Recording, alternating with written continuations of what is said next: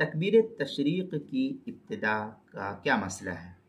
چنانچہ جب حضرت ابراہیم خلیل اللہ علیہ الصلاۃ والتسلیم نے اپنے لاڈلے اور چہیتے بیٹے حضرت سیدنا اسماعیل علی نبینا سیدنا اسماعیل علیہ الصلاۃ والسلام کو اللہ کے حکم سے حضرت ابراہیم علیہ الصلاۃ والتسلیم ذبح کر رہے تھے، تو حضرت جبرائیل علیہ السلام جنت سے ان کا فدیہ لے کر کے پہنچے اور حضرت ابراہیم علیہ السلام کے سامنے پیش کیا، اور انہیں خطرہ ہوا کہ کہیں جلدی میں حضرت ابراہیم علیہ السلام اسماعیل علیہ السلام کو ذبح نہ کر ڈالے۔ چنانچہ اس وقت ان کی زبان پر یہ کلمات آئے، اللہ اکبر اللہ اکبر۔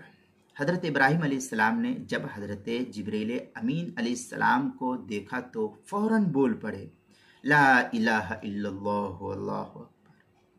اور جب حضرت اسماعیل علیہ السلام کو فدیہ آنے کی اطلاع ملی تو حضرت اسماعیل علیہ السلام نے فرمایا اللہ اکبر وللہ الحمد، یعنی اس کے اندر دو نبی اور ایک فرشتے کا جملہ جو ہے اس کے اندر موجود ہے۔ حضرت جبریل امین کا یہ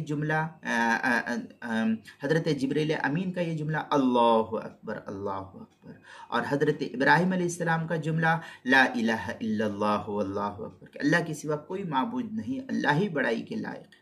جب یہ جملہ سنا تو حضرت اسماعیل علیہ السلام فرمائے اللہ اکبر وللہ الحمد۔